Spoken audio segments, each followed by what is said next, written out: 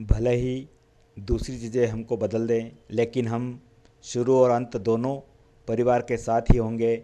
इसी के साथ मैं आज आपको संयुक्त परिवार की ताकत क्या होती है ये इस वीडियो में बताऊंगा। जानिए इस पूरे वीडियो में कि संयुक्त परिवार क्या होता है। कृपया वीडियो को अंत तक ज़रूर देखें। अगर आपको वीडियो अच्छा लगे तो लाइक और शेयर और वास्तव सब्सक्राइब जरूर में करें। मानव सभ्यता की अनूठी पहचान है परिवार। संयुक्त परिवार की परंपरा पर आज धुंधला सा छा रहा है। परिवार टूटता है तो दीवार भी ढहती हैं, आदमी भी टूटता है और समझना चाहिए कि उसका साहस, शक्ति, संकल्प, श्रद्धा, धैर्य, विश्वास बहुत कुछ टूटता है, बिखरता है। क्रांति और विकास की सोच ठंडी पड़ जाती हैं और जीवन के इस पड़ाव पर फिर परिवार का महत्व सामने आता है। संगठित परिवार में होती है शक्ति। ऐसा मैं नहीं कह रहा हूँ, पूरी दुनिया कहती है, पूरा समाज कहता है संगठन में शक्ति होती है। आपको मैं इस संबंध में एक दृष्टांत सुनाता हूँ, शायद आपने कहीं सुना हो। मैं और आप जब बाज़ार जाते हैं तो हम देखते हैं अंगूर वाले के पास जाते हैं, अंगूर की दुकान पर। तो अंगूर वाले से हम जब उसकी प्राइस पूछते हैं, भाव पूछते हैं, तो वो बताता है कि ये जो गुच्छे वाले अंगूर हैं ये 80 रुपये किलो हैं और ये टूटे हुए अंगूर हैं ये 20 रुपये किलो हैं। तो एकदम हमारा दिमाग ख़राब हो जाता है और हम ऐसा दंग रह जाते हैं कि आखिर ऐसा क्यों, गुच्छे वाले अंगूर इतने महंगे और गुच्छे से निकले हुए अंगूर इतने सस्ते। तो मैं इसके माध्यम से आप बताना चाहूँगा कि संगठन में शक्ति होती है। जब तक अंगूर के गुच्छे में आप बने हुए हैं 80 रुपये किलो के बिकेंगे और जैसे आप गुच्छे से बाहर हो जाएंगे तो 20 रुपये किलो बिकेंगे। इसी प्रकार से ही परिवार के अंदर भी बड़ा महत्व होता है। जब आपका परिवार संगठित होता है तो आप अंगूर के गुच्छे के समान बहुमूल्य हैं, उसका कोई मूल्य नहीं होता है। और जब परिवार सब बिखर जाते हैं, टूट जाते हैं, अलग हो जाते हैं, तो वही अंगूर के गुच्छे जैसी कीमत ना रहते हुए उसके अंगूर के गुच्छे से अलग होने की जो कीमत होती हैं वही आपकी लो कैटेगरी की कीमत हो जाती हैं। आपको समाज में तिरस्कार मिलता है, आपकी कोई हेल्प नहीं मिलती है और आपका वैल्यू बहुत कम हो जाती है जिस प्रकार से अंगूर के गुच्छे की होती हैं। इससे यही समझना चाहिए कि संगठन में शक्ति होती है।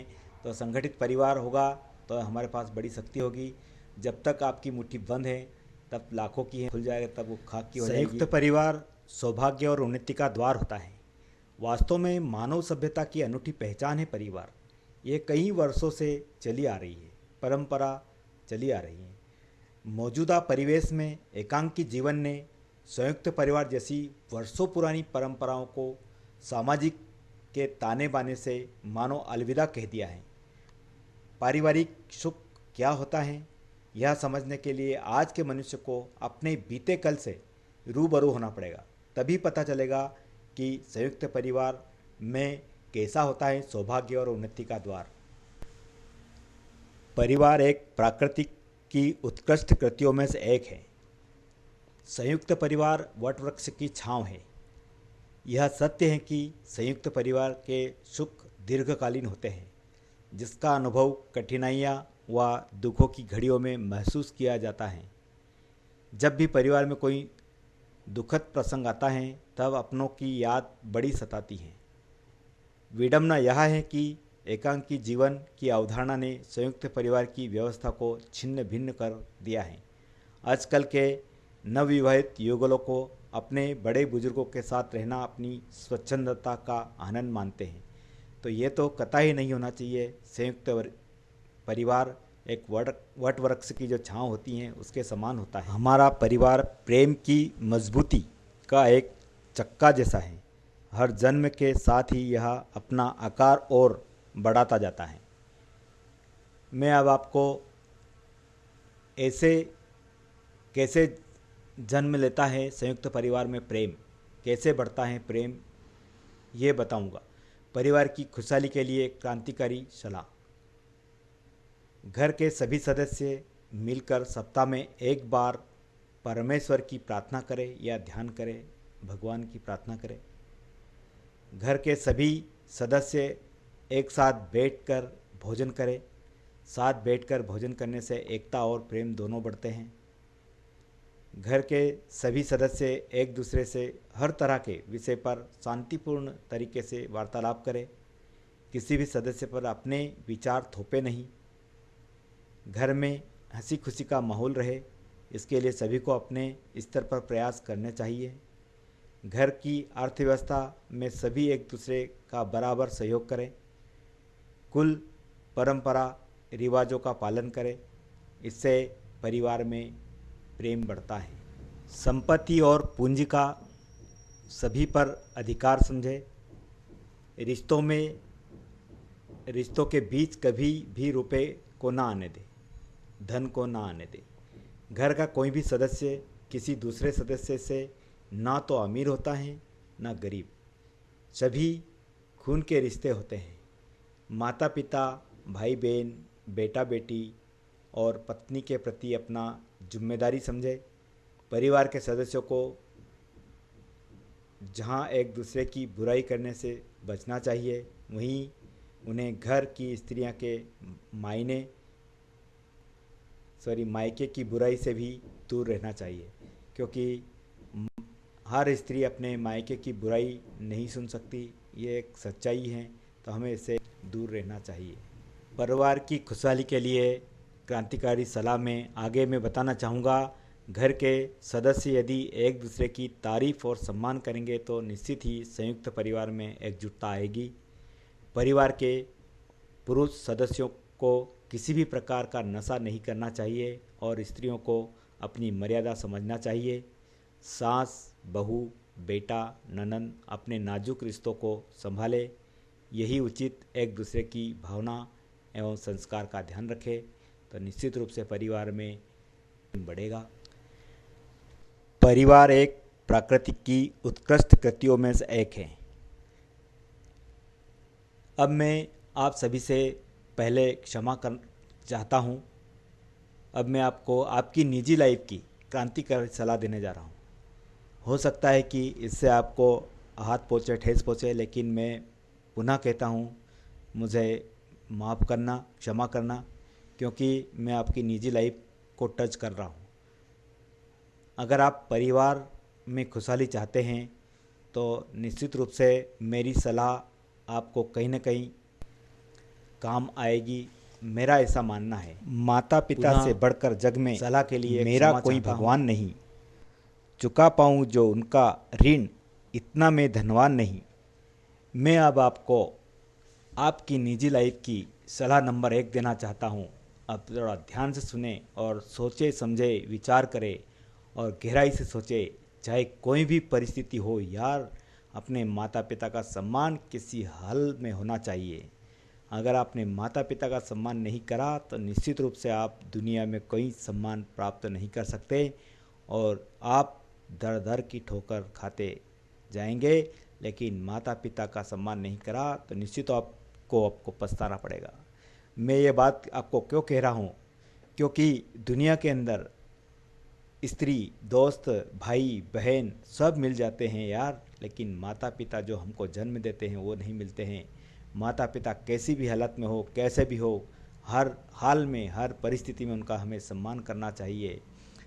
क्योंकि आपने देखा है कि जिन माता पिता की अगर सेवा की आपने तो निश्चित रूप से आपके बेटे भी आपकी सेवा करेंगे। ऐसा इस दुनिया में अब तो यही पता चल जाता है हमें, क्योंकि अगर हम माता पिता का सम्मान नहीं करते हैं तो निश्चित रूप से आपको भी अपमान का सामना करना पड़ता है। इसलिए आपको किसी भी परिस्थिति में, किसी भी हाल में, किसी भी मजबूरी में, कैसे भी हालत में आपको माता पिता का सम्मान करना है। आपसे यही आग्रह है। अब मैं आपको आपकी निजी लाइफ की सलाह नंबर 2 बताता हूँ। जब बच्चों का पालन करने की बात हो तो कंप्रोमाइज़ मत कीजिए। बच्चों की हर शिक्षा पूरी करें, हर वो चीज़ पूरा करें आप जो वर्तमान में होना चाहिए।